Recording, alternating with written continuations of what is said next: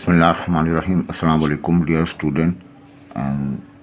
मेरा बेटा क्लास 10 में है और उस बेटे की ख्वाहिश और उसके दोस्तों की ख्वाहिश पर कुछ फ़िज़िक्स के लेक्चर मैं रिकॉर्ड करा रहा हूँ। उम्मीद है ये लेक्चर आपके लिए फ़ायदेमंद होंगे और कमिंग मंथ जो पेपर होने वाले हैं उसके लिए जो है वो फ्रूटफुल रहेंगे। आज हम स्टार्ट करते हैं क्लास 10 फ़िज़िक्स चैप्टर 14। उसके MCQ हैं पेज नंबर 102 पर। जैसे जैसे लेक्चर प्रिपेयर होते जाएंगे इंशाल्लाह मैं जो है वो रिकॉर्ड करता रहूँगा। तो आपसे रिक्वेस्ट है इन लेक्चर्स का फ़ायदा उठाइए और अपने दोस्तों के साथ शेयर करें। आए बेटा, यहाँ पर ये MCQ करना इम्पॉर्टेंट है क्योंकि इन MCQ से आपके छोटे छोटे कॉन्सेप्ट क्लियर होते हैं। इसके अलावा अगली क्लासेस के लिए आप मेंटली प्रिपेयर हो जाते हैं क्योंकि वहाँ पर इंटरमीडिएट के बाद आपको कहीं भी एडमिशन लेना हो तो एप्टीट्यूड टेस्ट देना होगा और वो एप्टीट्यूड टेस्ट इस MCQ बेस पर होता है। तो ज़रूर इनको आप स्टडी करें, अपने कॉन्सेप्ट क्लियर करें और पेपर में भी जो है ये बड़े फ़ायदेमंद रहेंगे। अब बेटा इलेक्ट्रोस्टैटिक्स में ये इसका पहला है branch of physics which deal with the charges at rest. Physics की वो ब्रांच जिसमें हम स्टडी करते हैं, चार्जेस को स्टडी करते हैं और वो चार्जेस रेस्ट हालत में हो तो फिज़िक्स की उस ब्रांच को नाम देते हैं हम इलेक्ट्रोस्टैटिक का नाम देते हैं। और अगर चार्ज मूव कर रहे हों तो वो इलेक्ट्रिसिटी हो जाएगा। आगे बढ़ते हैं हम। The magnitude of forces between two unit positive charges. Unit का मतलब होता है 1, यूनिट के माने 1, positive charges when the distance between them 1 metre. Forces, charge के दरमियान जो फोर्स होती है वो अट्रैक्शन भी होती है, रिपल्सिव भी होती है, उसे कूलम फोर्स का नाम देते हैं। उसका फार्मूला कुछ इस तरह से है K times Q1 Q2 upon R square, ये फार्मूला है। इसमें K तो कूलम कांस्टेंट है, यूनिट चार्ज का मतलब K की वैल्यू 1, Q2 की वैल्यू 1, डिस्टेंस 1 के बराबर है तो 1 का स्क्वायर कर देंगे। बेटा ये K 1 से मल्टीप्लाई होगा, K होगा, 1 का स्क्वायर 1 रहेगा तो F की वैल्यू K आ गई। K का वैल्यू होती है वो आपने याद रखनी है, लेकिन अभी हम इस K को क्या नाम दे सकते हैं? कूलम कांस्टेंट का नाम देते हैं। उसको हम क्या नाम देंगे? कूलम कांस्टेंट का नाम देंगे। तो बेटा magnitude of forces, two positive charges, दो चार्जेस हमारे पास हैं, डिस्टेंस 1 के बराबर है तो उसका रिज़ल्ट जो है वो किसके बराबर आता है? कूलम कांस्टेंट के बराबर आता है। फिर आइए, ये हमारे पास कहा जा रहा है Coulomb's law most closely resemblance with. Coulomb's law जिसका फार्मूला है कि F times Q1 Q2 upon R square. Class 9 में आपने पढ़ा, दो ऑब्जेक्ट है M1 M2 मासेस हैं, उनके दरमियान डिस्टेंस R के बराबर है, वहाँ अट्रैक्शन की फ़ोर्स होती है,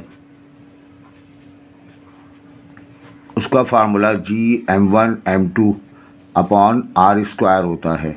तो ये वाला फार्मूला, ये कूलम फोर्स है, ये न्यूटन ग्रेविटेशनल फोर्स है। दोनों फार्मूले आलमोस्ट सेम हैं, फ़र्क सिर्फ इतना है इसमें K इस्तेमाल होता है, G इसमें चार्जेस इस्तेमाल होते हैं, इसमें मास इस्तेमाल होते हैं। ग्रेविटेशनल फोर्स सिर्फ और सिर्फ अट्रैक्शन को रिप्रेजेंट करती है, जबकि चार्जेस की force attraction as well as repulsion को भी रिप्रेजेंट करती है। तो इस क्वेश्चन में कहा जा रहा है कि जो कूलम्स लॉ है मोस्ट क्लोजली रिजेम्बलेंस, किससे रिजेम्बलेंस रखता है? Newton's law of gravitation. Newton's law of gravitation से ये बहुत ज़्यादा मैच करता है। अब बेटा इसके बाद अगला क्वेश्चन हमारे पास है, कहा जा रहा है if the electrostatic forces between two electron is F Newton. एक इलेक्ट्रॉन चार्ज हमारे पास है जिसमें नेगेटिव चार्ज होता है, दूसरा इलेक्ट्रॉन है नेगेटिव चार्ज होगा, इनके दरमियान रिपल्सिव फोर्स होगी, है ना।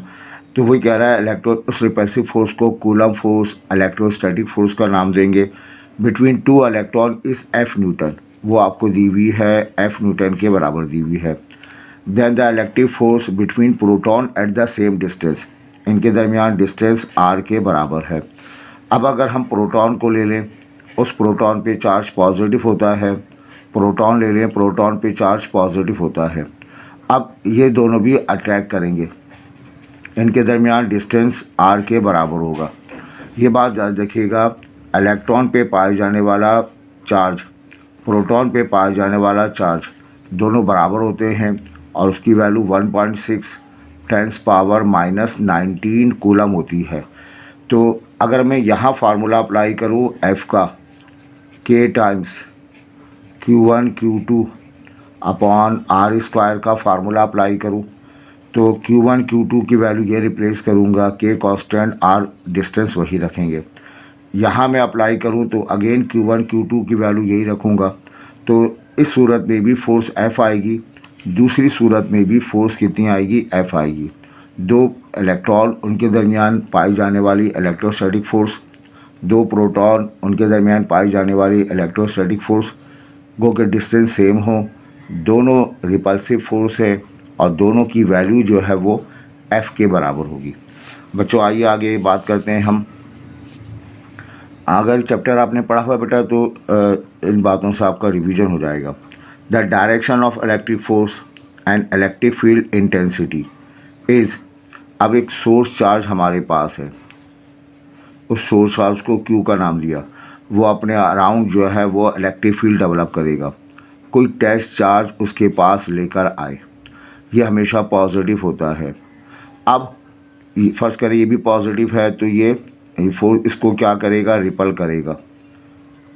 करेगा फोर्स, इसको जो है वो एक फोर्स लगेगी जो उसको रिपल करेगी, और इसी डायरेक्शन में जो है हमें क्या मिलेगी, इंटेंसिटी मिलेगी। तो जिस डायरेक्शन में फोर्स होती है उसी डायरेक्शन में इंटेंसिटी होती है। तो दोनों की डायरेक्शन सेम है, तो वर्ड इस्तेमाल करेंगे हम पैरेलल का, पैरेलल टू ईच अदर। सही, ये जो है पैरेलल टू ईच अदर होगा। अब बेटा देखें, work done on a unit charge again electricity field, again हम ले लेते हैं एक सोर्स चार्ज हमारे पास है और ये इलेक्ट्रिक फील्ड बना रहा है।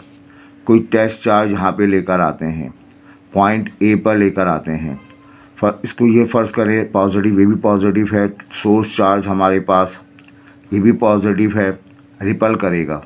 हमें कुछ वर्क डन करना पड़ेगा, पॉइंट ए से पॉइंट बी पे लाने के लिए कुछ वर्क डन हमें अंजाम देना होगा, कुछ वर्क करना होगा,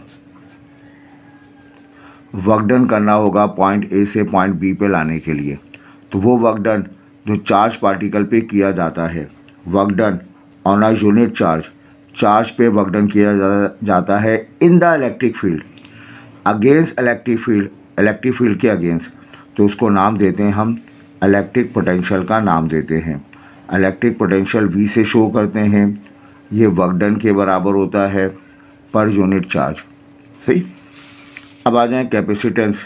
ये कैपेसिटर हमारे पास है जो बड़े काम की चीज़ है, आगे हम इसके डिटेलिंग करेंगे तो बता देंगे। ये कैपेसिटर, इस पे इसको बैटरी से जोड़ दिया गया, V है। कैपेसिटर चार्ज स्टोर करता है और इसकी जो कैपेसिटेंस है, इसमें चार्ज भरने की सलाहियत है, वो Q के बराबर है। ये capacitance of a capacitor increases, capacitor increase कर सकते हैं। ये दो कैपेसिटर हमारे पास हैं, ये पहला कैपेसिटर शो किया गया, ये दूसरा कैपेसिटर शो किया गया। अगर इन कैपेसिटर को जो है हम सीरीज़ में जोड़ दें तो हमें लेस अमाउंट मिलता है, लेकिन इन कैपेसिटर को अगर हम जो है वो किससे जोड़ दें, पैरेलल करके जोड़ दिया जाए, तो हमें जो है लार्ज अमाउंट हासिल होता है, कैपेसिटेंस बढ़ जाती है। यही वजह है हमारे घरों में जो इलेक्ट्रिक सिस्टम मौजूद है वो पैरेलल है, हम पैरेलल को पसंद करते हैं। घर में भी पैरेलल सिस्टम लगा हुआ है, कैपेसिटर में भी पैरेलल सिस्टम लगाते हैं ताकि कैपेसिटेंस बढ़ जाए। तो capacitance of a capacitor increases when they are connected to parallel connect किया जाए। बेटा अब आइए, टू कैपेसिटर ऑफ 8 माइक्रोफेराड, ये वाली साइन जो है ये माइक्रो फैराड होती है, माइक्रो, इसको माइक्रो फैराड का नाम देते हैं। तो दो कैपेसिटर हैं 8 micro farad are connected in series. तो पहला आपके पास कैपेसिटर है, दूसरा कैपेसिटर है, दोनों कैपेसिटर को एंड टू एंड जोड़ दिया गया। ये इसका जो है वो डायग्राम आ गई। 8 माइक्रो फैराड की है, सीरीज़ में है, इक्विवेलेंट कैपेसिटेंस मालूम करनी है। इसको मर्ज करके सिंगल पार्टी बना दी जाए तो वो इक्विवेलेंट कहलाती है, उसे CE का नाम देंगे। पहला आपके पास है C1, दूसरा आपके पास है C2, CE मालूम करना है। और उनको जोड़ा किससे गया है? सीरीज़ से, एंड टू एंड सीरीज़ से। तो इस सीरीज़ के लिए हमारे पास फार्मूला है 1/CE, ये बराबर है 1/C1 प्लस 1/C2। ये किसके लिए फार्मूला है? सीरीज़ के लिए। बच्चों आपको याद होना चाहिए, पैरेलल के लिए फार्मूला क्या है? C1 प्लस ऑफ C2 है। अगर ये सीरीज पैरेलल होता तो बहुत आसान होता, 8 और 8 16 हो जाता, लेकिन सीरीज़ में कहा गया है। तो C1 की वैल्यू 8 माइक्रो फैराड। तो जब कैपेसिटर का तस्करा हो, कैपेसिटेंस मालूम करनी हो, तो माइक्रो फैराड को चेंज नहीं करना, 1/C2 आ जाएगा, 1/8 आ जाएगा, ठीक है। 1/CE रहेगा, इसका एलसीएम आ जाएगा 8 और 1 + 1 आ जाएगा। मैं यहाँ पे सॉल्व कर लेता हूँ। और जब आपको पेपर दिया जाए, MCQ आपने सॉल्व करने हो, तो अपनी कॉपी के लास्ट में आखिरी पेज पर कुछ वर्क कर लें, रफ वर्क कर लें, और वहाँ से आप जवाब लिख देंगे। 1/CE हो जाएगा, बताइए 2/8, 1/CE, 1/4 हो जाएगा, क्रॉस मल्टीप्लाई कर दें, 4 1 ज़ा 4, और ये CE। तो आपका नेट अमाउंट जो है 4 माइक्रो फैराड इसका जवाब आ जाएगा। 4 माइक्रो फैराड इसका रिज़ल्ट बन गया। आई होप ये क्लियर है बेटा। अब आइए, presence of dielectric between plates of capacitor. ये कैपेसिटर हमारे पास है, इस कैपेसिटर को हमने जो है बैटरी से जोड़ दिया, ये पैरेलल प्लेट कैपेसिटर कहलाता है। इसके दरमियान वैक्स को भर दिया जाता है या कोई और मटेरियल जो है भर दिया जाता है। जो फिलिंग की जाती है उस फिलिंग को नाम देते हैं हम डाई इलेक्ट्रिक का नाम देते हैं। लेकिन डाई इलेक्ट्रिक का फ़ायदा होता है, ये कैपेसिटेंस को बढ़ा देता है। See the presence of a dielectric between parallel plates of capacitor increases इस कैपेसिटेंस, उसकी कैपेसिटेंस को बढ़ा दिया जाएगा, ठीक है। लास्ट क्वेश्चन में पूछा गया द एरिया ऑफ प्लेट। ये जो हमारे पास कैपेसिटर है, जिसको हमने पैरेलल प्लेट कैपेसिटर का नाम दिया, ये पैरेलल कैपेसिटर C जो है, ये इसका फार्मूला है /D एरिया और ε0, ये इसका फार्मूला है। तो C डिपेंड करता है एरिया पर और D पर। अगर एरिया को बड़ा कर दिया जाए, एरिया बड़ा कर दिया जाए, तो कैपेसिटेंस भी जो है वो बड़ी हो जाती है। और बिल्कुल सामने सामने हैं, इसकी पावर भी 1, इसकी पावर भी 1। अगर एरिया को ट्वाइस कर देंगे तो कैपेसिटेंस भी जो है वो दुगनी हो जाएगी। वही कह रहा है area of parallel plate capacitor is double. Area को डबल कर दिया जाए तो capacitance will be double, capacitance double हो जाएगी। ऐसा होगा तो नहीं, लेकिन अगर एरिया हाफ़ कर दिया जाए तो कैपेसिटेंस भी जो है क्या हो जाएगी? हाफ़ हो जाएगी। तो बेटा ये MCQ हमारे पास थे, और आई होप ये MCQ आपकी समझ में आए होंगे। इंशाल्लाह हर चैप्टर के हम MCQ रिकॉर्ड करा देंगे ताकि सारे MCQ आपके पास जमा हो जाएं। 5 ईयर के MCQ करा दिए जाएंगे, और इसके अलावा सप्लीमेंट्री के पेपर के MCQ करा देंगे, और जिससे आपको जो है वो सारे MCQ जगह मिल जाएंगे। फिर न्यूमेरिकल भी जो है तमाम चैप्टर्स के 1 बाय 1 न्यूमेरिकल डिटेल में करा दिए जाएंगे, और कोशिश करेंगे चैप्टर के थ्योरी सेक्शन भी जो है वो कवर किया जाए ताकि लास्ट मोमेंट प्रिपरेशन में आपको मिल जाए। थोड़ा सा टाइम देंगे तो आपके जो है वो मार्क्स क्लियर हो जाएंगे। आपके कॉन्सेप्ट क्लियर हो जाएंगे और आप रिवीजन आपके लिए यकीनन आप पढ़ चुके होंगे, लास्ट मोमेंट है, लेकिन आप चाहते हैं कि थोड़ा सा रिवीजन आपको मिल जाए क्योंकि अब कोचिंग क्लासेस और जो है स्कूल क्लासेस ख़त्म हो गई हैं, तो घर बैठ के रिवीजन आप बआसानी कर सकते हैं। इंशाल्लाह हम आपके साथ हैं, मेहनत कीजिए, आगे बढ़िए। अल्लाह हाफिज़।